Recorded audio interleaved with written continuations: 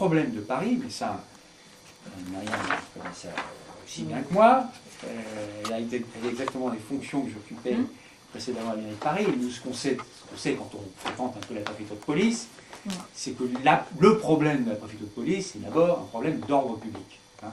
C'est-à-dire que le préfet de police, son chef, c'est pas le maire de Paris, son chef, c'est le ministre de l'Intérieur, voire le président de la République. Bon. Et le problème, c'est que lui, le juge, pas tellement sur ce qui se passe à Barbès, mais sur le fait qu'une manifestation ne dégénère pas, puisque traditionnellement Paris est quand même un lieu de manifestation, etc. Bon. Donc, c'est très axé sur l'ordre public. Bon. En plus, avec des institutions, surveillance, etc. Alors, qu'est-ce qu'on a constaté, enfin ça Myriam le dira aussi, c'est qu'on a une concentration absolument excessive de forces de police, à la fois sur ces missions et sur la surveillance de certains quartiers. Tout est concentré de manière absolument pléthorique. Parce que ce que font la police, c'est que pour gérer ces problèmes, ils saturent en effectifs. La doctrine en plus de gestion de maintien de l'ordre en France, c'est on met des effectifs.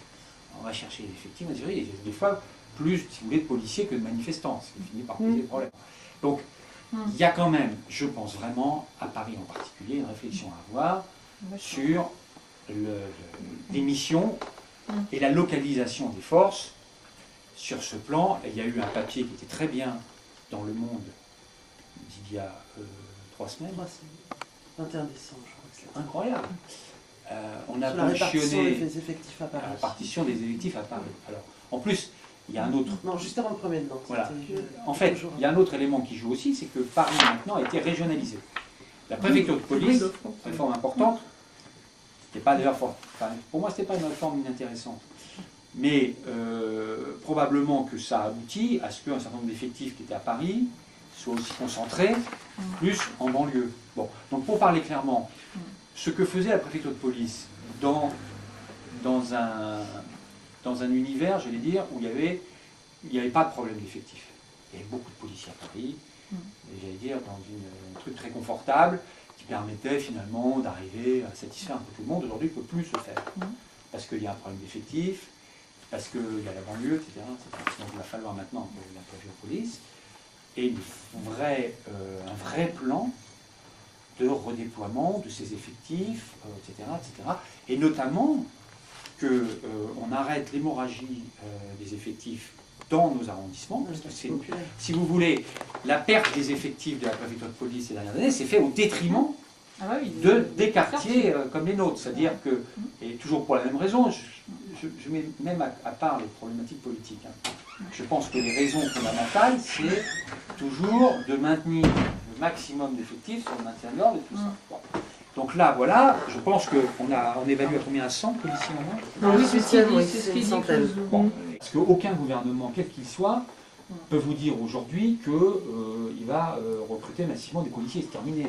Oui, Donc la tension fait qu'il faut qu'ils travaillent autrement. Bon. Alors le deuxième sujet, mais ça c'est Myriam qui est directement concernée, c'est peut-être dans cette problématique de permettre à des personnels municipaux d'élargir leurs compétences et donc de pouvoir être présents sur la voie publique, ce qui n'est pas le cas aujourd'hui. Si vous voulez, aujourd'hui, c'est un peu compliqué, mais les pouvoirs de police municipale, c'est le préfet de police qui les exerce. Le pouvoir de police, les pouvoirs de police municipale qui sont exercés partout ailleurs par des maires, qui permet aux maires d'avoir par exemple une police municipale qui réprime notamment ces infractions d'incivilité, de présence, par exemple, sur de regroupement, etc. Tout ça, c'est ce qu'on appelle la police municipale, pas les trafics, mais ça, c'est la police municipale. Ça, aujourd'hui, ça échappe totalement à la mairie de Paris qui paye les effectifs, parce que les effectifs sont des employés municipaux, mais qui ne les dirigent pas.